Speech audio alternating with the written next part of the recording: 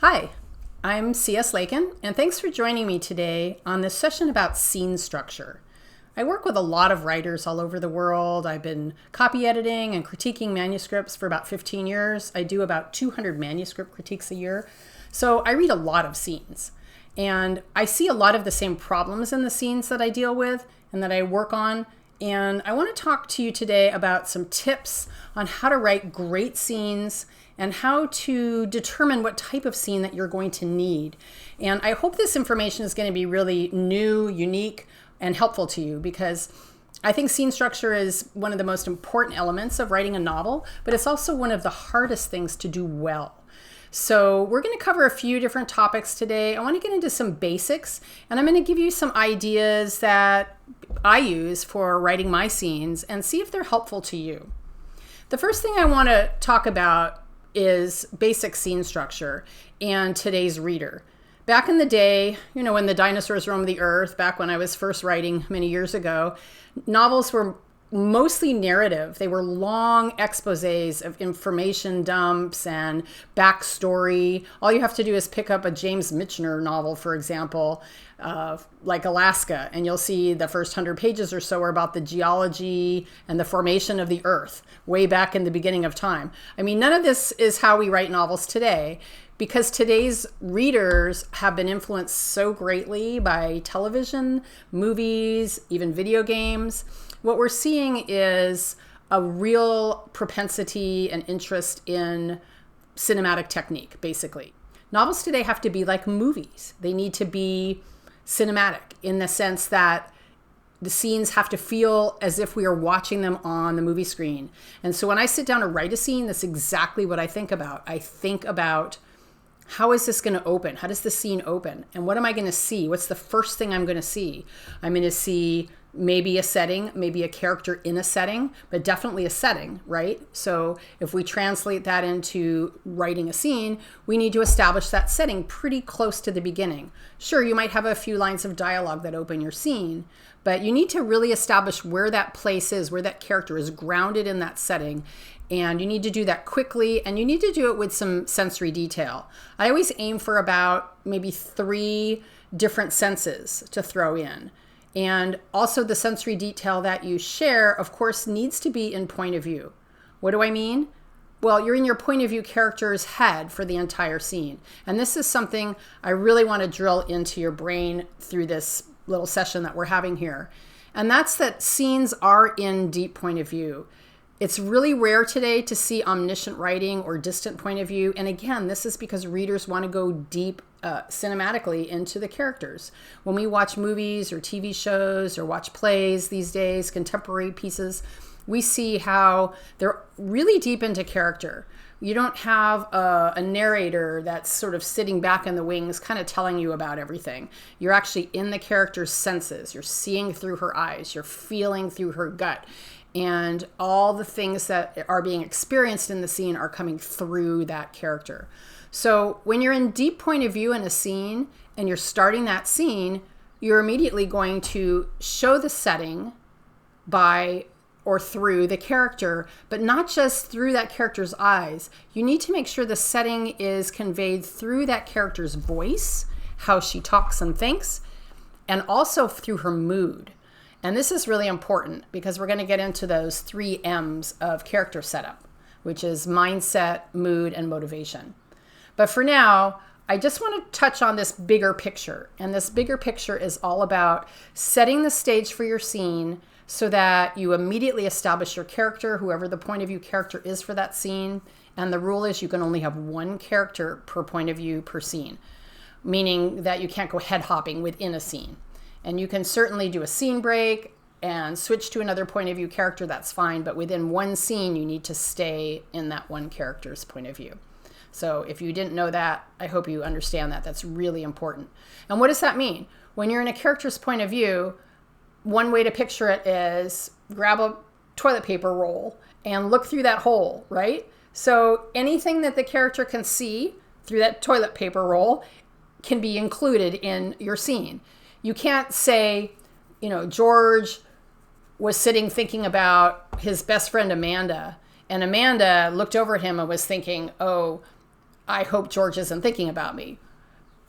That's kind of a lame example, but the whole point being that when you're in George's point of view, you can only show what George is thinking. He can guess what Amanda is thinking. He can observe Amanda and see her expressions, see her gestures, make up or imagine what she might be feeling in that moment, based on how well he knows her or fantasies about her or whatever, but he can't know for sure. He can only guess.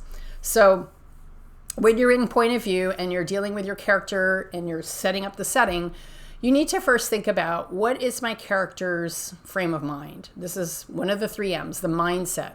What's the character's mood? And the reason this is important is it affects your word choice. It affects the way you write sentences and the way you set up the scene, the feeling and the mood of the scene. It really should reflect what the character is feeling. It shouldn't sound like Joe, author, is telling you about this character and telling you about the setting, right? So everything in a scene needs to be coming through your character's senses. So as I mentioned, I might use like 3 different types of sensory details. I might show, of course, something visual, unless my character is waking up somewhere in the dark or she's blindfolded in the trunk of a car. Maybe she can't see anything, right? So you want to decide which senses you want to use. And one thing that I found super helpful is to understand that there aren't just 5 senses. There are actually more than 20. And I do have a handout on the 21 senses that's drawn from the research and work that Beth Barani has done. If you're familiar with Beth Barani, she's a writing coach. And it's really super helpful to understand that we have way, way more senses than we normally think. And it's really helpful if you as a writer dip into those different senses and utilize them so that you don't always just describe a person or describe setting with visual details. Like George walked outside and he saw a tree and some birds and a garden. That's just so boring, right? But if George walks outside and he immediately senses the feel of the air, the weather, it's sticky because it's humid and hot and he's in the South, that's a sensory element, how your body feels in relation to what happens to your skin, pressure on your skin, sensation on your skin. That's one sensory detail, right? Another one that I like to use a lot is lighting. What's the lighting like? It may be a bright sunny day, but how could you describe the lighting so that it has more of a sensory detail? Is it filtering through the leaves and the trees and dripping like yellow paint all over the sidewalk? Is the lighting in a house, for instance, in the evening? Maybe there's just a little lamp lit in the corner and the person that walks into the room can't see that much. Lighting is a sensory detail. I mean, obviously that's sight, but you can play with that on a much more diverse palette in terms of how to present that light. Also, light can also affect brightness, can affect your eyes. There's a pain receptor in your eyes for light. So think about that. So while I'm not going to get into a lot of the detail about sensory input and those 21 senses that we have, take a look at the handout. If that's available to you, you might be able to get that through my website, or you can email me for that.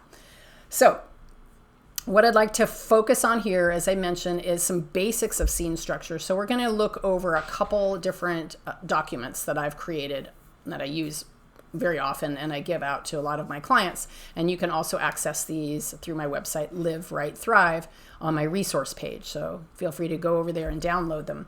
But we're going to take a look at them today because I feel it's so important to understand this cinematic approach to making scenes and to understand that scene structure is all about a capsule of time. It's all about putting your character in a brief situation for a brief moment. And as you move through the story, you just start putting these little capsules of time together. I picture them as like stringing pearls on a necklace. Instead of having these long, drawn out type scenes that go on and then jump ahead 3 days and then move on 3 hours, and they just seem to kind of go endlessly without having a purpose or building to a specific high moment. We want to think about scenes as these small capsules of time. And what I do, which I've never heard anybody talk about, but this is my method or my approach to scene structure, is I try to limit my scenes on average to 15 minutes, maybe 20 minutes at most for my point of view character. What do I mean? I mean that from the first line of the scene, if you see where the character is, if they looked at their watch and then run the whole scene through and you get to the last line of the scene and they look at their watch again, that would be only 15 minutes. That might sound kind of weird to you, but that's exactly what makes a great scene, regardless of genre. If you're reading a bestseller that you love and you pay attention to that amount of time that passes, I bet you'll find that on average, most of the scenes in that book will be 15 or 20 minutes. Now, of course, there's going to be exceptions to that because there's times when you're maybe cutting to other characters, other point of view characters during a chapter, and that one scene, for instance, might be just a little clip of overhearing what somebody's talking about. It might only be 30 seconds long. And you'll also see this when you get to faster action scenes and moments, especially if you're writing thrillers and you're getting to the climax.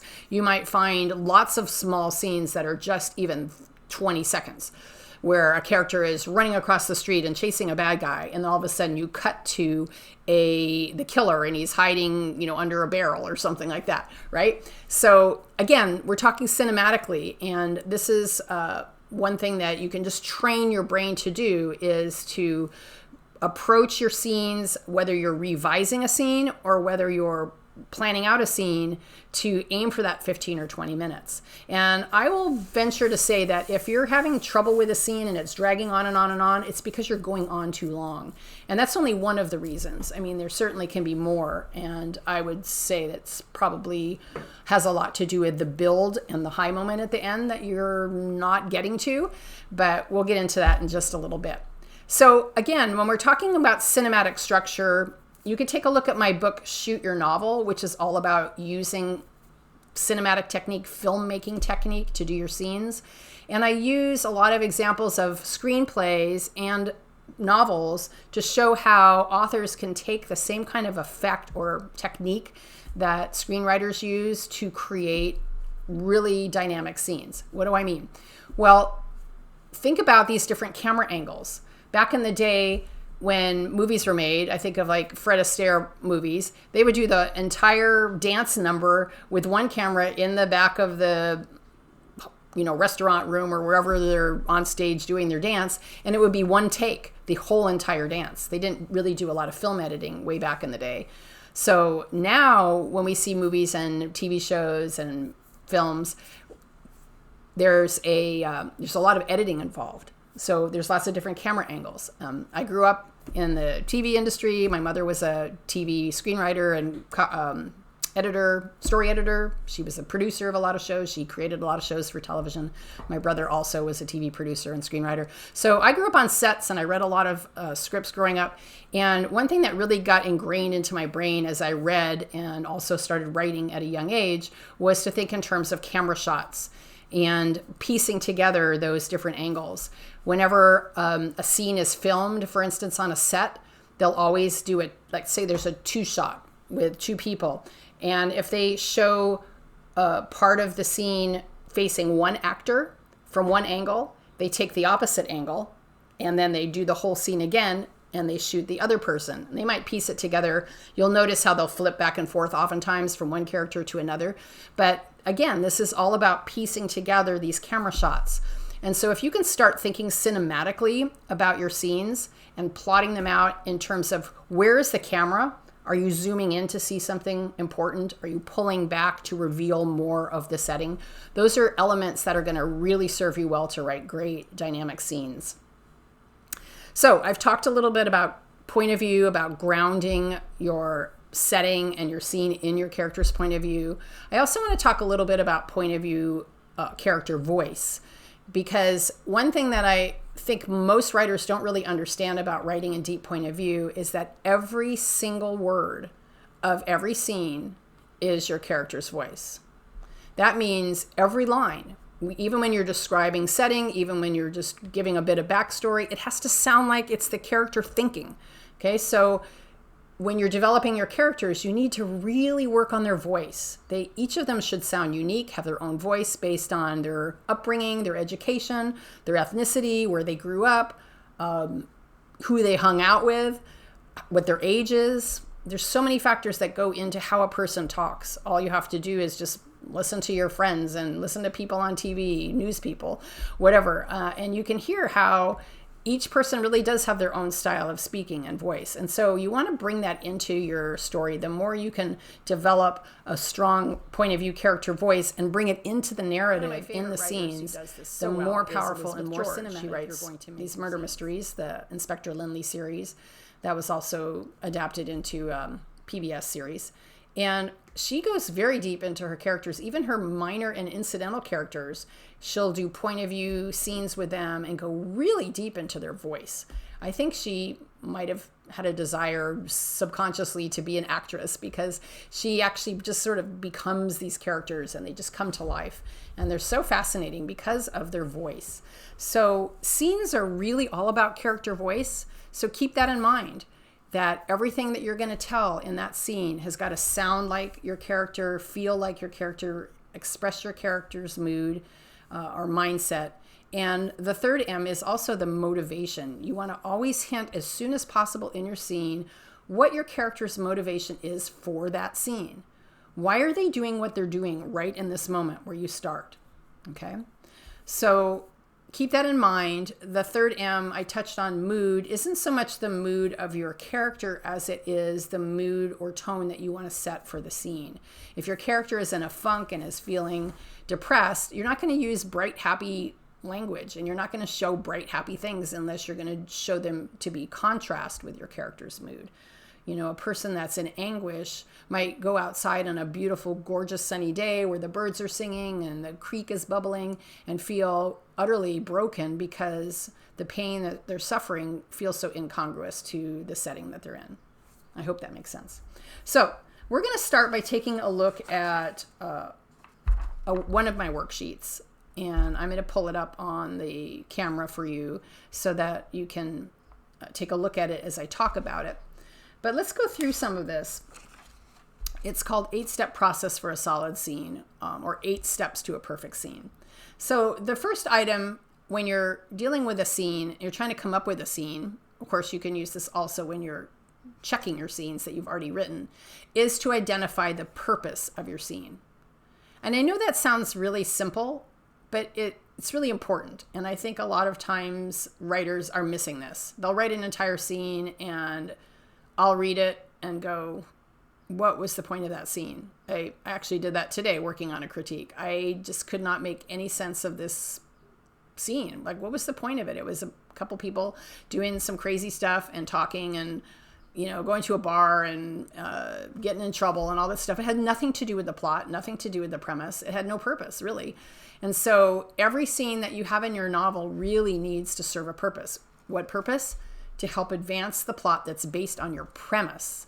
If your story is about a bunch of people that go rob a bank and then take that money and hide it somewhere, and then, you know, then they have to try to find a way to get back to dig it up, you know, you're not going to show scenes with these characters off, like, you know, at a dance party if nothing happens at the dance party. Everything that happens should be significant to move your plot forward. Okay. So number 1, identify the purpose of the scene. In one sentence, explain what you intend to accomplish with the scene. It should be simple. If you can't figure out what your purpose of your scene is, it sounds like you need to throw the scene out, or maybe revisit it later or come up with some other details to the scene to make it work. So be sure that you know what purpose every scene is serving, and that speaks to the bigger picture, which is really being able to understand what scenes go where and what scenes you need. If you really are not familiar at all with novel structure, that's where you need to start. I would suggest that you get my book, Layer Your Novel, study it very carefully, and learn first of all what your 10 key scenes are. Each specific foundational scene needs to go in a specific place, and it serves a very particular purpose. Okay? So identify the purpose of your scene. So let's say the purpose of your scene is to show that your character discovers a baby in a trunk that's floating in the bay where his fishing nets are tangled up after a storm. Okay, this is a scene from my novel, which one? Crystal Scepter, the 5th book in my fantasy series. So let's say I sit down and I think, okay, what do I need to have happen in this scene? I need to have him find this box and discover this baby. It's a really, really important moment. It's a high moment. for my book, but it's also the key or high moment for my scene, which brings me to step number 2. Identify the high moment. What is the key moment your scene is going to build toward? Describe in one sentence what will happen and why it's important to your story. Okay, so I've got this scene. My old fisherman needs to find this baby in the trunk that's floating in his fishing nets in the bay after a storm. That's my high moment. The high moment is going to come at the end. At the end of my scene, he is going to find that box, open it up. He's going to discover this baby. He's going to find the gems, the little bag of gems, and the note from the queen saying, who this baby is, that he's royalty. Please keep his identity secret because his father is trying to kill him. Please raise him as your own child. And, that's a huge shocker for this man.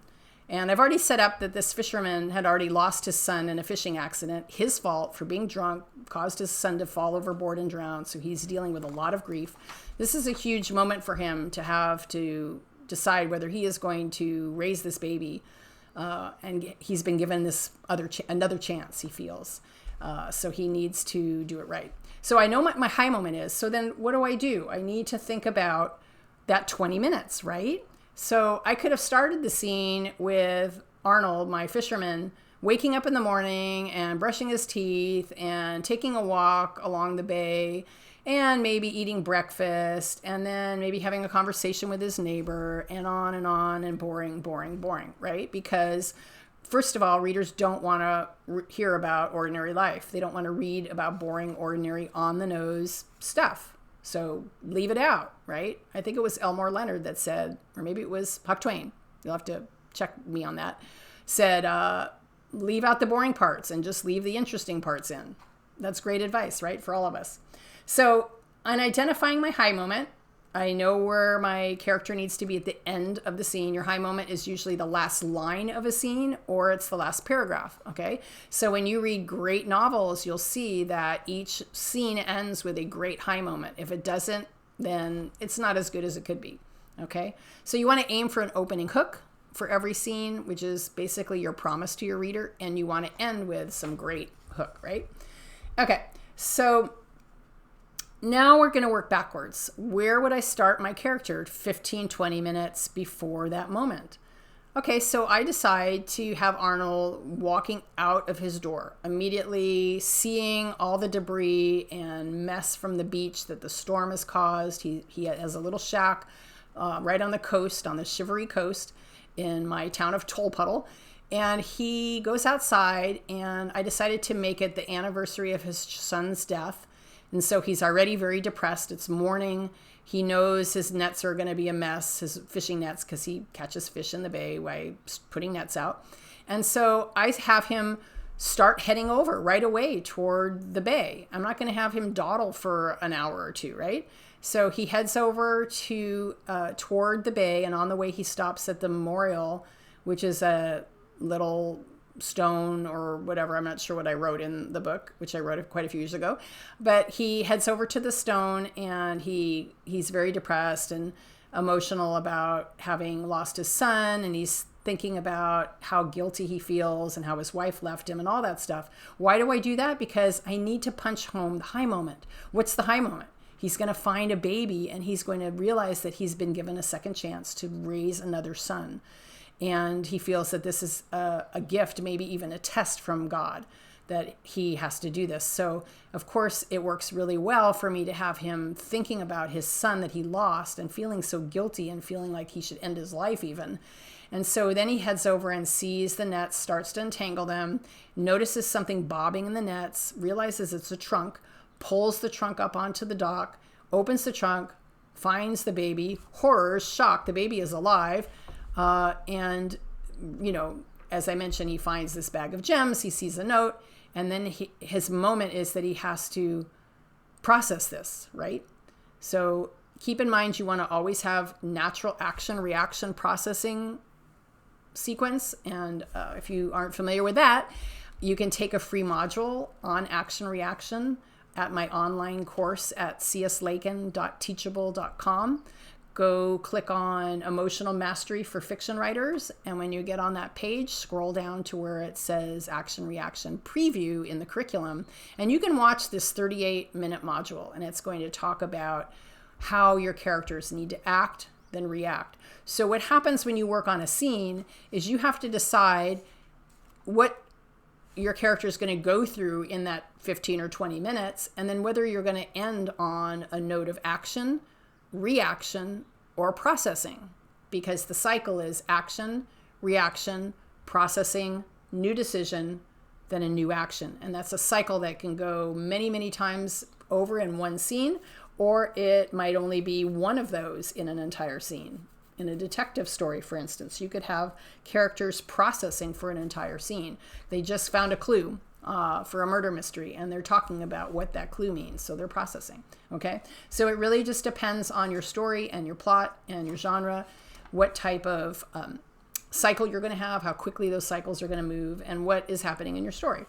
So here's the character at the end of the scene. He's reacting to this trunk he found, this baby, and then he starts to process, and he decides that he's going to head to town and go to his neighbor's house that just had a new baby, and get some milk, get some clothes. He's made a decision that he's going to raise this child. Okay. Our third question, or third step rather, in this 8-step process for a perfect scene, after you've identified the purpose and you've identified the high moment and you've worked your way back 20 minutes or so you know where to start your story, is conflict, inner and outer. Describe the inner and outer conflict that will permeate this scene and what this conflict will accomplish. This is really, really important. If you have no conflict in your scene, it is useless. It's horrible. I will venture to say, as I always do, conflict is story. And you need to have conflict on every single page. It can be external conflict. It can be internal conflict. Conflict is tension. So what do I mean by conflict? It doesn't mean that you have to have people fighting on every page, but conflict is when anything just is rubbing against something else, right? So if you've got this character, for instance, my character Arnold, this fisherman, he's got a lot of inner conflict. There's no outer conflict happening in that scene, right?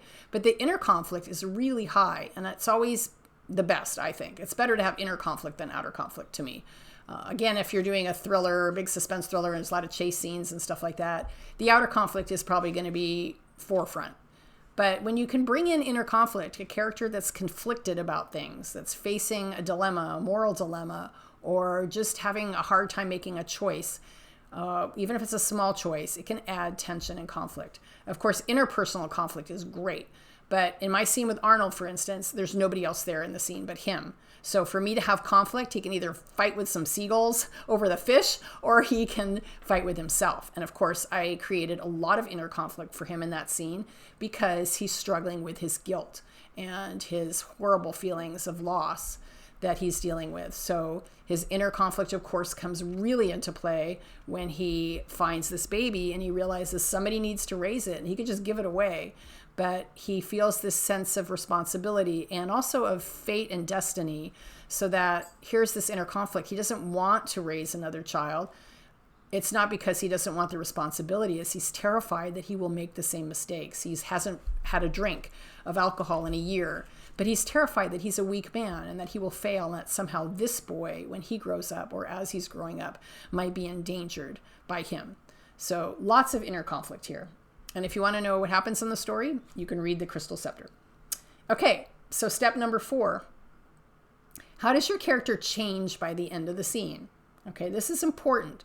I feel that characters need to change in some way in every single scene.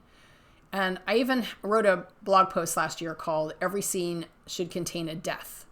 This was based on my friend James Scott Bell's belief or teaching that every novel should have a death in it.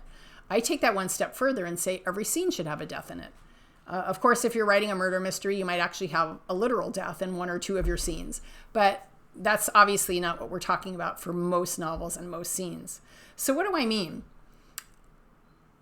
A death could be applied to anything, okay? A death of a dream, an idea, a concept, an opinion, an understanding, a friendship, a job, a relationship of some sort.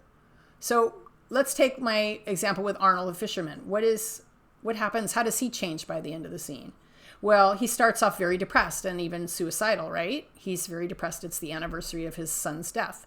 he gets to the bay and gets this baby out of the trunk. Now, how has he changed? All of a sudden, his demeanor has changed. His outlook has changed. What has died? His hopelessness has died. His feeling of that God has completely abandoned him has died. All of a sudden, he feels a shift in his destiny. He might even feel a little twinge of hope, maybe some trepidation. But you can see how the character has changed by the end of the scene. He's not the same as he was 20 minutes earlier when he stepped out of his little cottage, his shack on the beach, feeling very depressed because of what he had done, right? So think about how your character might change by the end. And again, it can be really subtle. Oftentimes it's just a change in perspective. Because when the plot is advanced and the character learns something new, that should change him, change his approach, change the way he views something. If you have a detective story and he thought somebody was guilty and then he finds a new clue and realizes that this person isn't guilty, what's changed is his view of that person. All of a sudden he realizes that someone else is out there that's guilty of this crime, right? If you're doing a love story, a romantic story, maybe the character has this idealized view of this man that she is hoping to marry, and then she sees him behave in a certain way, and all of a sudden her attitude toward him changes. He does something that is something that she didn't expect, that really shines a bad light on him. Conversely, it could be something different. It could be a guy that she really didn't like very much, but then she sees him do something really wonderful for somebody, and all of a sudden her perspective of that man changes. So I hope you'll keep that in mind too. So those are the 4 key elements to working on a scene. And the other 4 are a little more specific and smaller. For instance, number 5 is determine the point of view. Now, that's pretty easy if you're writing a first-person novel. You already know what point of view you're in. But if you're doing shifting third-person point of view, or maybe a combination of first and third, oftentimes I read novels where the protagonist is in first person and all the other characters are in third person. I see this in James Lee Burke's novels, for example. So you might have a choice between a number of characters of whose point of view it should be. So how do you determine whose point of view it is? Well, you want to figure out who is the best person to show what's happening, whose insight is most important. You might have a scene with your protagonist and his sidekick, and maybe his sidekick is a point of view character as well in some of the scenes. But maybe you want the sidekick to see something or notice something or process something that happens in a way that only he can, that's important to the story. It's important to reveal to your reader. So you'll choose to put that scene in the sidekick's point of view, okay? So there's a lot more to determining point of view, but that's the basic sum of it. Number 6, I think I mentioned this. Leave the boring stuff out. Keep what's interesting, take out what's boring. So now as you're writing your scene, or maybe you've already written a rough draft, let it gush, write it as wordy as you want, come back in and take out the boring stuff. Again, if you start a scene knowing where your high moment is, what's important, what the purpose of your scene is, that this is going to be an important scene, serves a purpose, you know your high moment, you go back 20 minutes, start the scene in the middle of action, you build and build and build with obstacles or twists or complications or inner and outer conflict. You're not going to have too much boring stuff, right? First of all, you don't have time to put in too much boring stuff. If you have your character spend 15 minutes looking at the flowers, that's boring and you haven't built to this high moment, right? So I hope that this helps you understand that this is a great way to write dynamic scenes. This is also going to keep you from putting in too much backstory, because if you dump a lot of backstory in, you're just stopping the action that's happening in the present and you're putting in a lot of extra information. So if you have to put in some backstory, keep it to 2 or 3 lines at most. Make it pertinent.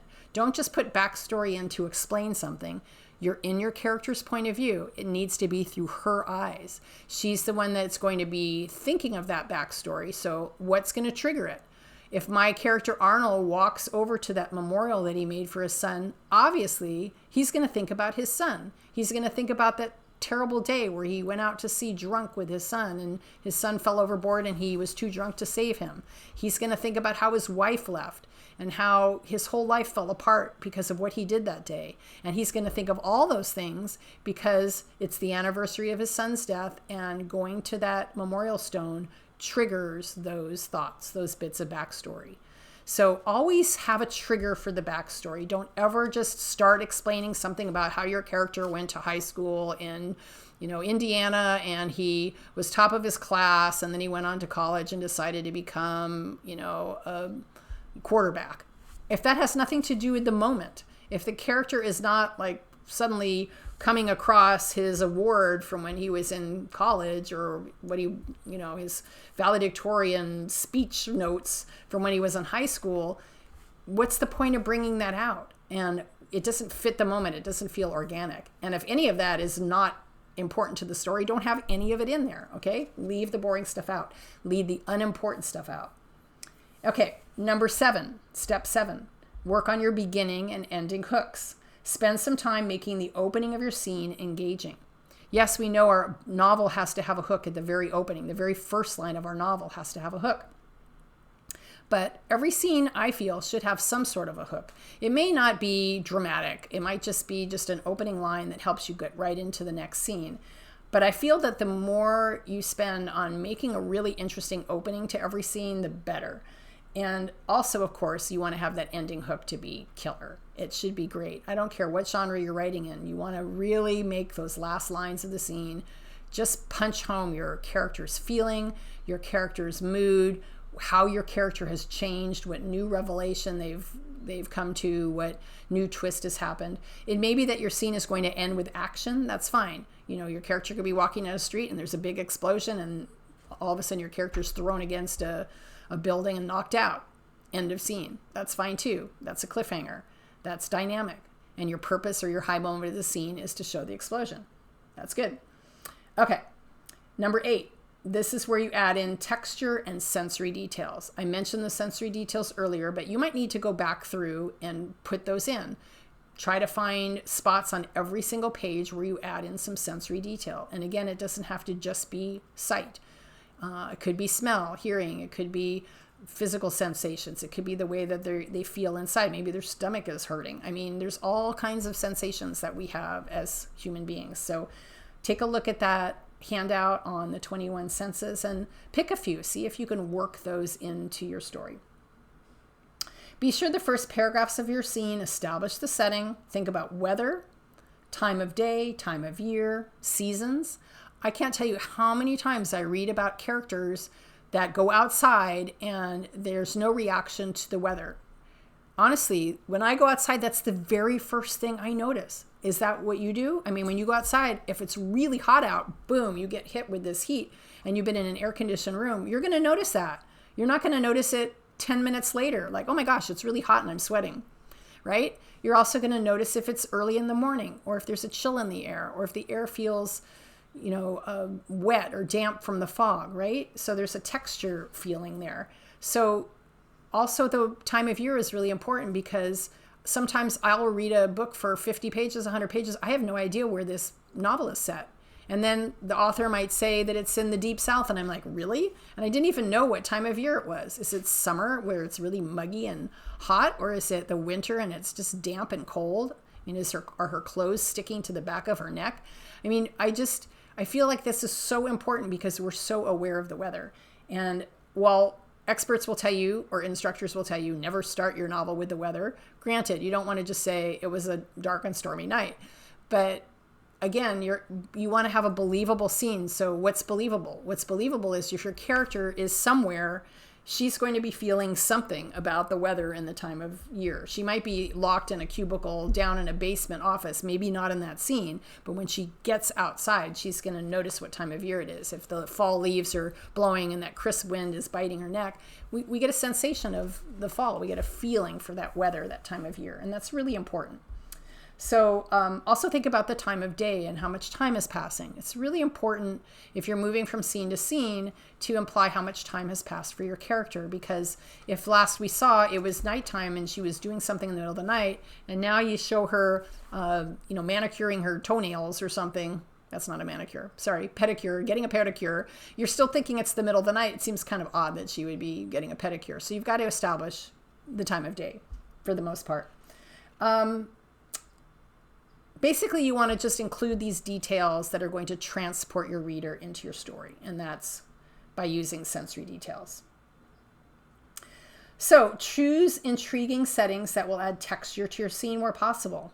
Try to avoid defaulting to coffee shops and restaurants. I can't tell you how many boring restaurants and coffee shop scenes I have read. I mean, I just want to gag myself with a Starbucks cup. I'm sorry.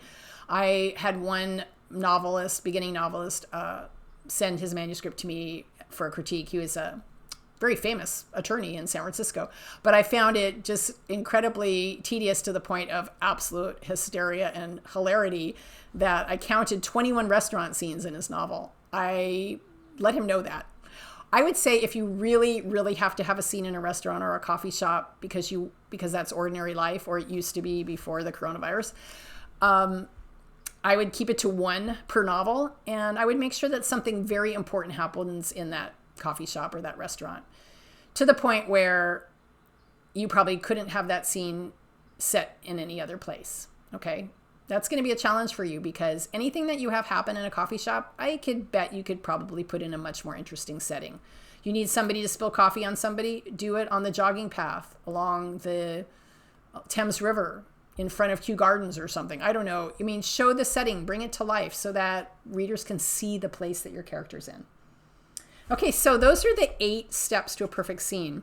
I hope you'll take a look at the document. I hope you'll print out the PDF, make copies of it, and when you're about to sit down and write a scene, go through it. There's spaces for you to write things down. So do the brainstorming work first before you get writing your scene.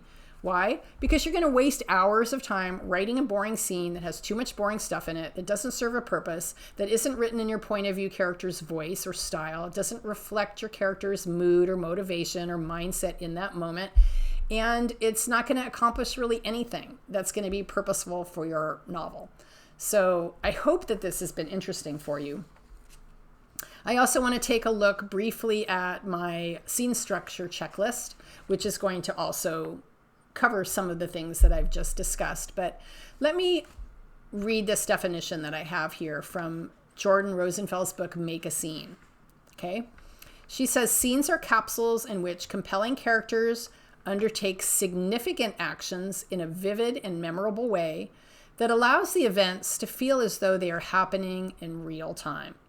And this is going back to what I said about cinematic technique. Okay? Everything has to feel as if you're watching it on a movie screen. So if you're watching a movie scene, for example, and there's all kinds of interesting action and characters are doing things and they're talking and stuff's happening, and all of a sudden the screen goes blank and you hear some voice, which you learn is the author who wrote the screenplay, the scriptwriter.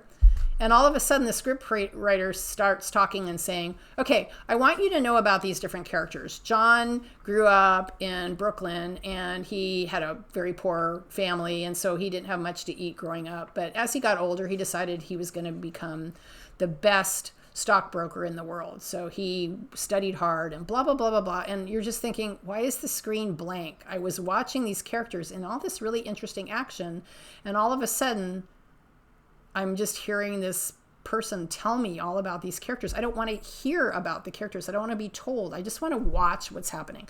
So I hope I'm making my point here to you about showing, not telling, writing in a cinematic way so the the reader can watch your characters moment by moment happening in real time. Okay, I hope that makes sense. So capsule. The word capsule implies a limited, compressed period of time. Scenes start in one moment in the present action, and they move forward in time, and then they end. That's what I've been discussing this whole time.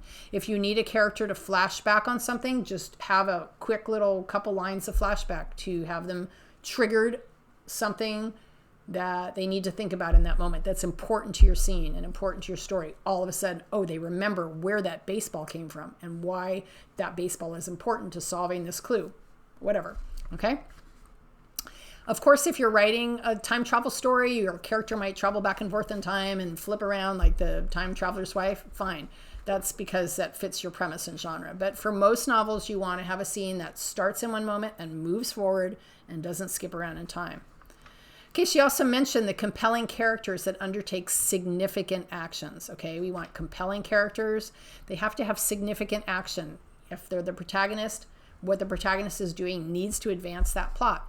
If it's another character or other characters, they need to have significant impact on the protagonist and on him going after his goal. Okay, all characters can play different roles in a story. If you take a look at my brand new online course that I just put up on my online school, Teachable, it's called Your Cast of Characters. You'll learn that there's all different types of roles that characters can play, and they can play more than one role. But it's important to think about, when you're writing a scene, what characters do you need in that scene? What roles are they going to play? And how are they going to serve the purpose of your plot? How are they going to impact your protagonist? Because everything has to impact your protagonist, either directly or indirectly, because novels, films, stories, all are about one character basically going after a short-term goal. The exception to this, of course, are family sagas or biographies. You know, a movie like Gandhi isn't going to just be about a short-term goal. Okay. She mentions actions that occur that are vivid and memorable. Again, this speaks to sensory detail, bringing scenes to life without bogging down with too much unnecessary description. Okay. And then happening in real time. And that's what I already touched on. Backstory, long flashbacks, excessive narration, stop the present action and interrupt the pacing. You want to keep good pacing in your scenes. Okay. So my checklist has a checklist, and I'll pull that up on the screen so you can see it. Obviously, there's lots of items on the checklist, and I'm not going to go over them all right now, but you can go over them. And I would encourage you to first read through all these different items. Your scene isn't going to tick all of them off, because some scenes aren't going to need all these things. But you do want to consider all these different items on the checklist and see if they can be useful for your scene. For instance, let me read a few of them. My scene has a strong opening line or a hook that grabs the reader. We talked about that. My scene's important to the plot. I guess we've talked about that too. My scene helps reveal something new about the character or the plot. Again, that's about advancing the plot. My scene gives a brief nod to setting through the character's point of view. We talked about that. My scene stays in one point of view the whole time. Very important. Then we talk about dialogue and bits of narrative, making clear how much time has passed. Maybe elements of surprise or twists. My scene starts in a different way than the last scene started. Something to think about. And then what about getting rid of clunky words and clunky writing, tightening up, being concise with your writing. Think about your camera angles. Does my camera move around and show specific details where I want the reader to pay attention? Microtension. Do I create mystery? Microtension has a lot to do with keeping the reader on edge or wanting to know more. And I have a session. Microtension is a whole other topic, and I have blog posts on that, and I actually have a module in my emotional mastery course on microtension. If you don't know what that is, I think it would be good for you to do some research on that, because you need microtension on every single page, honestly, believe me. So I hope that this session on scene structure is helpful. We kind of jumped around and looked at a lot of different things. I wanted to give you a brief overview of just all the basics. So just to review, scenes are best when they're capsules of time. They're best when they're done in a short period of 15 to 20 minutes for your character.